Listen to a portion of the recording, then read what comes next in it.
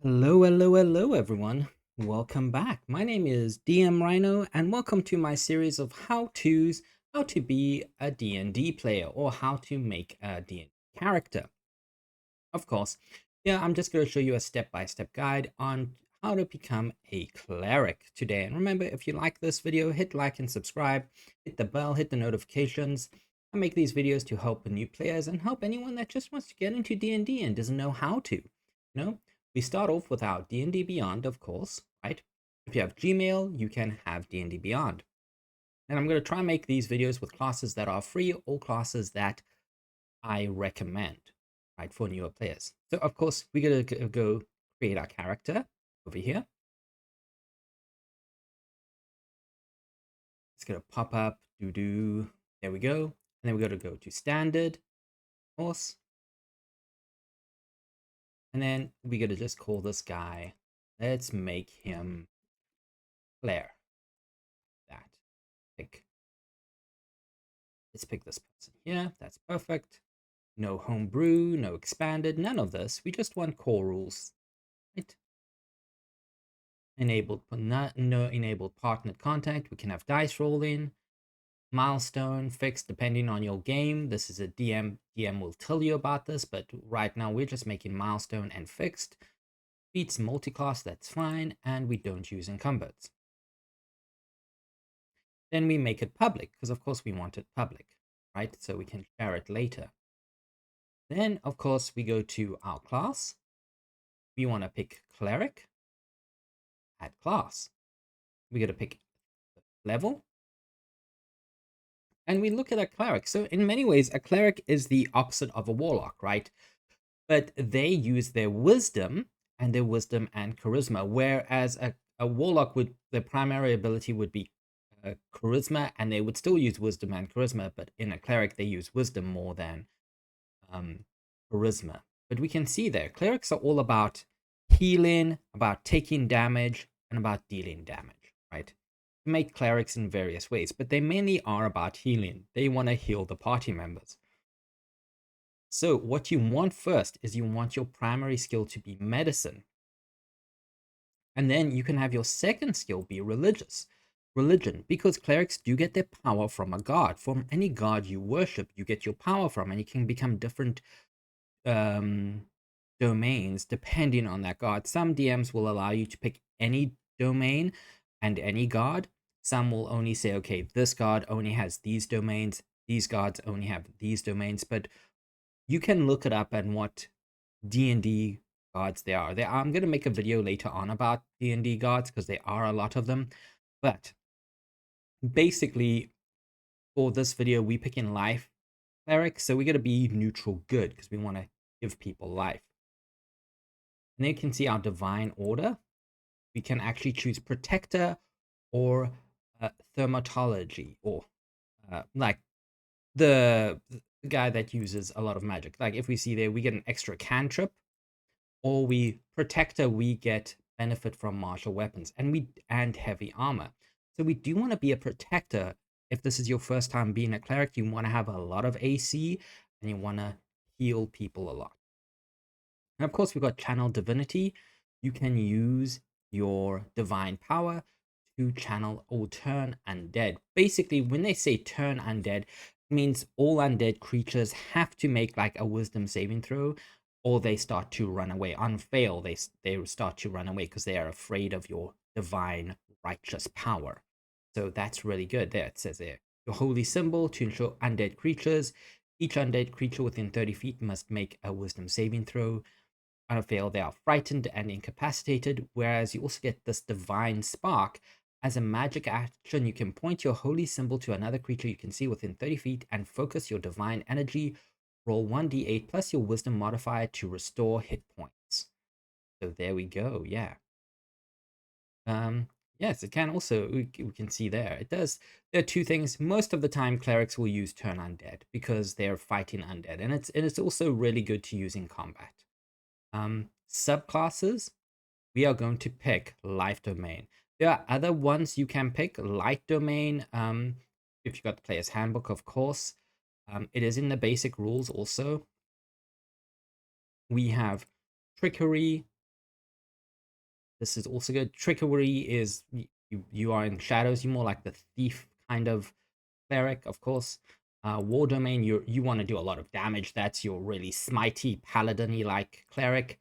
Light domain is more like you cast in, bring in light to. It's, if I remember correctly, it's fire. It's blazing fire, revelation, light to darkness kind of things. But for a newer player, we want to bring in life to heal our party. We need someone to heal and cast positive energy and good vibes. So healing life domain, right? You get discipline of life, can restore hit points, life domain spells, and we get preserve life. As a magic action, you can present your holy symbol and expel a divine action to invoke healing energy. This is really good. Yeah, so these are all good. Life domains are really good for party, especially a beginner party, because you want to have someone that can heal a lot. So there it is, our cleric. Backstory, remember, we want to get something that complements our class. So we want to get something that does wisdom, that does charisma, because that's those are our saves. Like wisdom is our primary stat, but we want to also get a charisma if we can. So let's go down here. So if we go down, I think we can pick noble. If I remember, is noble, does it give us, it gives us charisma, but not wisdom. Okay, that's fine. Well, let's not pick noble then. I think scribe can give us wisdom. Trying to get, yes, scribe gives us intelligence and wisdom, but no charisma. I think we could go for acolyte. I think that's the main thing. Yeah. Acolyte again, as we picked with our warlock. Acolyte gives us intelligence, wisdom, and charisma, which is good. And we're going to choose another skill set. Let's pick Arcana, because it's always good to have someone who understands magic. And being a cleric, maybe they do understand magic. Maybe they understand a lot of magic. So this is really good. So we'll pick Arcana. And we get a magic initiative, of course. And this time we want to pick wisdom, because that's our primary stat. It's wisdom. So we get wisdom-based spells.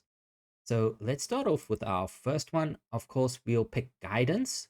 Always good to have guidance as a passive, because then we don't have to pick it later on when we pick in our spells.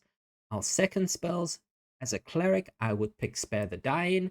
What does Spare the Dying do? We can touch a creature within range that has 0 hit points, that isn't dead, and it becomes stable. That means that a creature that's knocked down on the ground and it has to roll dead, that has 0 hit points, but it has to roll death saving throws, right? We can stabilize them with Spare the Dying, which is really good. And it's not a touch spell, it's just a creature within range. So it's really good. And then, of course, guidance adds a d4. So we've got 2 really good spells for a cleric. Let's pick Bless next. I think Bless is going to be Bless is going to be the good one for us. For a cleric, what does Bless do? 3 creatures within range of a target can add a d4 to their attack roll or save. And this is concentration, but it makes sense for our cleric to bless the party with their divine energy, and they get a 1d4 on attack rolls or saves. So it's not ability checks. That's where the guidance comes in. The guidance, even though guidance is concentration, guidance can wear off, but bless is great for battle. If you're in a combat situation and you can just bless a whole bunch of parties, great. Ability check, we're going to leave this for now because we're going to roll for stats, right? Alignment, we're going to make him neutrally good. There we go. He sticks to the rules, but he's a life domain cleric. And we're just going to make him modest, right? Everything else you can fill in. It's not rocket science here. Anything you want to change about your cleric or add details, this is all for you as a player to fill in, right? So really good. Now, let's go to species. Well, we click off legacy. Let's make our human being. There we go. We can make him a medium size, of course. Skillful, we get to pick another skill. As a cleric, I would definitely pick history. History makes sense because they do study religious texts and they might know a lot about something in the whole form of clerics learning things. So history can do a lot. We've also got versatile. So again, we get to pick a feat. What should we pick for our cleric? My go-to is always tough. That's my go-to. I think if you've watched the videos, I always pick tough at level 3 because it's really good at early levels to get tough, to get that more health in your party and in your character sheet. But again, as a cleric, let's pick healer, right? We want this person to heal. And why are we picking healer? Well, we get battle medic. We got to get a healer's kit. We can buy one, or we can just pick one up later on in our equipment. And then we get healing rerolls. Whenever you roll a die, determine the number of hit points to restore with a spell, or use your field medic. You can reroll a die if it's a 1, and you must use the new roll. So if it's a 1, you can reroll it with healing rerolls. So as a cleric, we want to heal our party. That means if we roll a 1 on our heals, we can re-roll. It gives us a free re-roll, which is really good. And then, of course, we go to our languages. Let's roll our 2d12s, right? Let's go over here. We get a 4 and a 2. So Draconic and Dwarvish. Okay, that makes sense. Draconic and Dwarvish. It makes sense in the terms of it's going to make sense with our character as we roll. You can pick them, but it's always fun to roll, right? All right, so we've picked everything we want to pick. Let's go to our ability scores. Now we got to go to rolled. We got to add 3 groups. That's our first group, and that's our third group. There you go. Some DMs will tell you only 1 group, 2 groups, whatever. It's up to your DM. But the standard is always 3. We choose the highest. We got to roll our first group. It rolls 4 d6s. We take away the lowest. We keep the 3 highest. So let's just roll and see what happens. You can also roll these in real life or with real d6 dice. You don't have to roll them online, and you can fill them up at the top if you want. You just go manual there.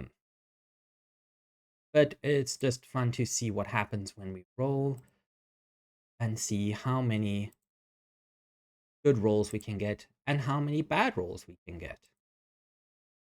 Wow, that's actually the second one is probably the best one. Look at that. That's a good roll. Oh, now we got that 17. All these characters I'm rolling and I'll never get to play. Okay, that makes sense. 11. Good. Okay, so actually, if we look, these are all really good rolls. Like, wow, I'm actually very impressed by this.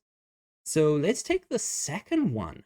Let's look at that. That's 14, 11, 15. Yeah, this is really good. Guys, this is a really good one. We could also go over here. There's a lot of odd numbers there, of course.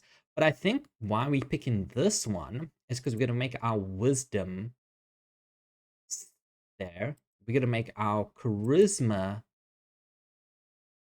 there. And we're going to make our constitution. Oof.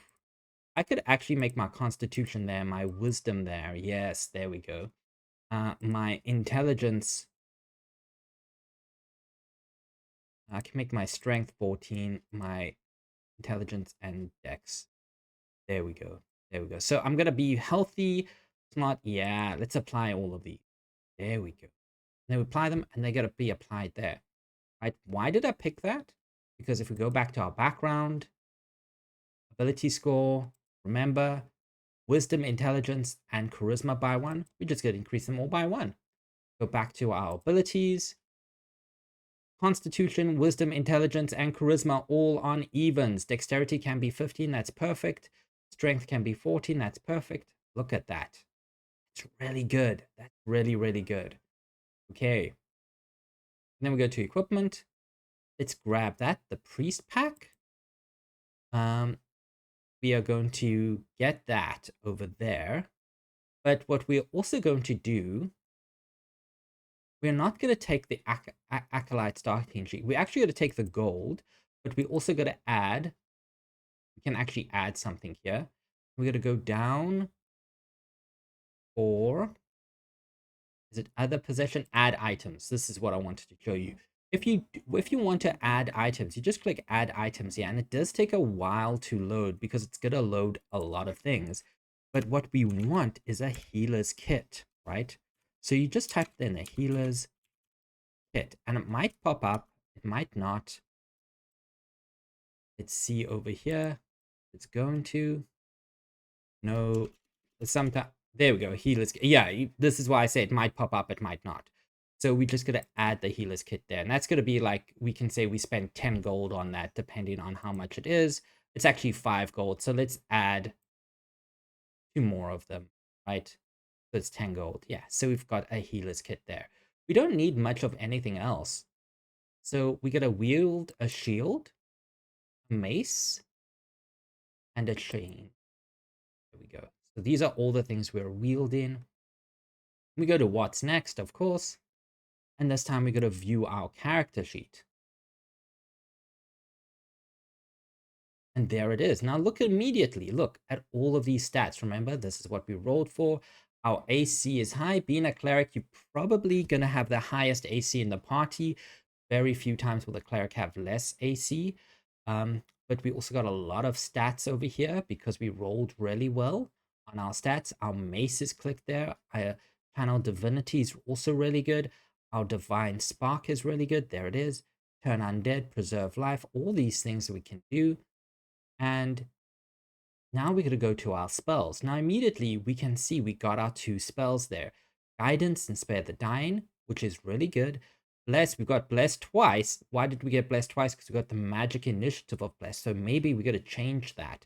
Because we don't need Bless because we got magic initiative. So let's go change that quickly. How do we change that? We go to character, go to build character again, up there. And we go all the way to our background because we got our magic initiative. We don't need bless, so let's take away bless. Let's give us healing word. Healing word's great because it's a bonus action.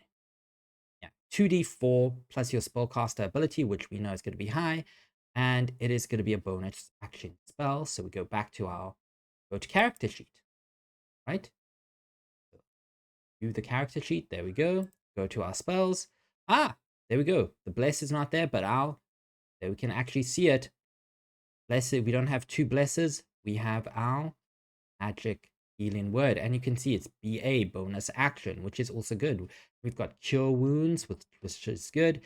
2nd level spells as a cleric, we automatically get aid and lesser restoration as a life dominion cleric, and bless and cure wounds can be upcast to the 2nd level. But of course, now we want to get some more spells, right? So again, we get 3 cantrips, 6 prepared spells. Now you can swap out spells, but again, you got to talk to your DM about this because sometimes they'll say, okay, you can't because of your domain or your religion or something like that will determine you can't do it. But speak to your DM about that. But we got to pick up some cantrips, right? We don't need guidance. We don't need Spare the Dying. Immediately, we don't have to worry about that. Let's get a damaging spell first. Let's get Sacred Flame. Also a really good spell. It's a dex saving throw. It does radiant damage. It does a 1d8 radiant damage. And why I say that, because it that you can see it. So flame-like radiance descends on a creature that you can see. It's a dexterity saving throw. And when it hits, the target gains no benefit from half cover or 3/4 cover for the save. So even if it's hiding away, it gets no benefit. Only full cover gives its benefit. So that's always a really good cantrip to have on standby. Toll of the Dead, another good cantrip to have. You've picked it before. You choose one creature you can see within range. They start to hear a bell. It's basically a suck or a save. So what does that mean? They have to make a wisdom saving throw or take the necrotic damage. If they make the saving throw, they do not take any damage. If they are already damaged, they take extra necrotic damage. So that's a suck or save spell. But then we can also pick Word of Radiance. Another great damaging cantrip, because we don't have to pick any passive ones, because Guidance and Spare the Dying are passives, right? So again, Word of Radiance, burning radiance erupts from you in 5 feet. So this is 5 foot around you. Each creature of your choice that you can see must make Constitution saving throw or take a 1d6 radiant damage. So this is a great spell if you have a lot of creatures that are surrounding you, which is pretty much what clerics end up doing anyway. They take a lot of damage. They're usually the tank of the party, and you just want to cast Word of Radiance. There you go. You can cast Word of Radiance. They're going to take damage all around you. So those are the cantrips I would pick. Now we're going to go to our second level spells. I always start with the highest one because we can always upcast a first level spell. We go over here. Okay, so we know we've got Aid and Lesser Restoration, which helps us. Let's have a look. What second level spell do all clerics always need? Spiritual Weapon. This is a great spell for beginner players. Why? Because you create a floating spectral force that resembles a weapon of your choice.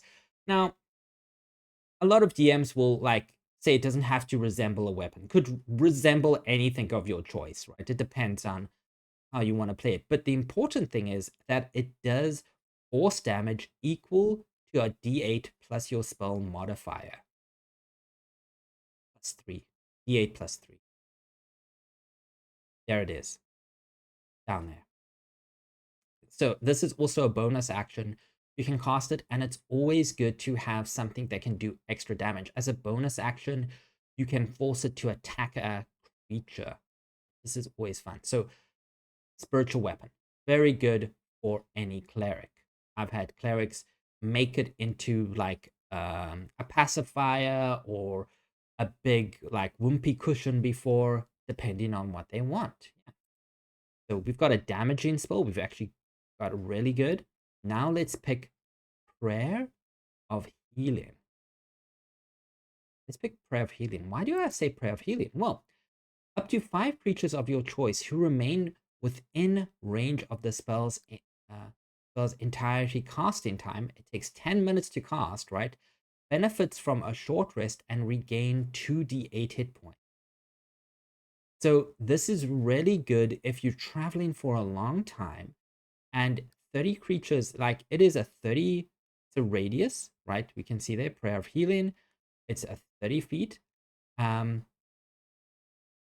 can get the benefits of a short rest and regain 2d8. It only takes 10 minutes to cast, but if you're traveling through a foresty area and before you like stop somewhere and you need to heal for longer campaigns, this is really good to heal the party. And this way you can give your party a short rest without them actually having to take a short rest. You know, they can get 10 minutes.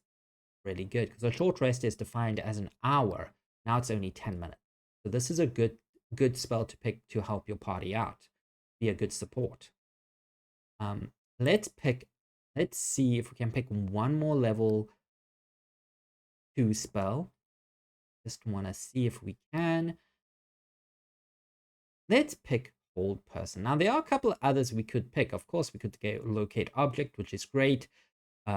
Protection from Poison, Silence, Zone of Truth. These are all really good. Actually, you know what? Let's pick Zone of Truth rather. As a cleric, this makes more sense for Zone of Truth, right? Zone of Truth is you create a magical zone that guards against deception for 15 feet, centered on a point. Until the spell ends, each creature that enters the spell area must, on their first turn, make a Charisma saving throw. On a fail, the creature can't speak a deliberate lie while in the, and you know whether a creature succeeds or fails. So that's the other thing. So they have to speak the truth while they're there, and that's a good spell for RP or role-playing purposes. So Zone of Truth is very good, and we can see it is a 15-foot radius here. So those would be the 3 spells I pick there for second level. Now, first level, right? We can scroll up here. We've got a couple of good healing spells. Again, really good. And we can see over here, will we want a damaging spell? Let's pick Guiding Bolt. Now, Guiding Bolt is one of those spells in D&D that has a reputation of just not hitting sometimes. It really is. It's a 2-hit spell. It does a lot of damage, though. For a first level spell, it does 4d6 radiant damage, which is a lot of damage. But it is a 2-hit.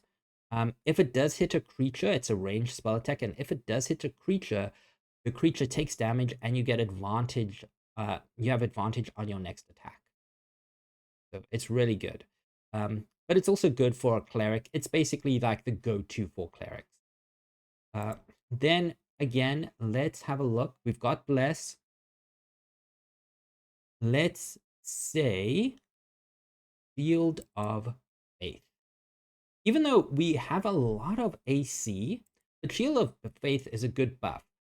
You basically grant +2 to your AC for the duration. It is concentration. It's concentration for 10 minutes, but remember, it's a good buff if you are in the middle of a fight. And being a cleric, you want to be the kind of the tank that takes a lot of damage. And +2 to already a 17 is really good. So we get a, it could be 19 over there. So that's Shield of Faith is really good. And let's get another damaging spell because we don't need healing spells. We've got our 2 healing spells already prepared. Let's take Inflict Wounds. Let's prepare Inflict Wounds, right? So the creature you touch makes a Constitution saving throw, and they take 2d10 necrotic damage on half. There we go. So we've got damaging spells, we've got our buff, and we've got our healing spells. And remember, each of these first level spells can be upcast. Guiding Bolt can be upcast. Inflict Wounds can be upcast, right? Bless and Cure Wounds can be upcast.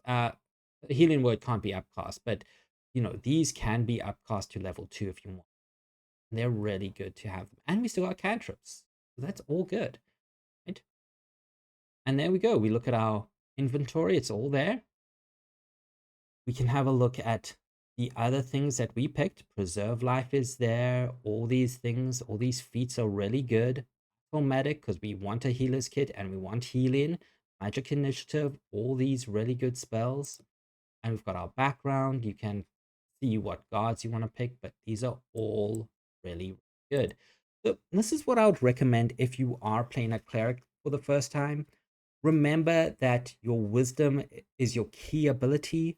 You want to be both the tank and the healer. The life domain is the healer of the party, right? And you always want to be a cleric that can support your party and heal them when they are injured or damaged, or just supply support. You also get other healers in D&D, but a cleric is mainly the healer and the tank. It provides support.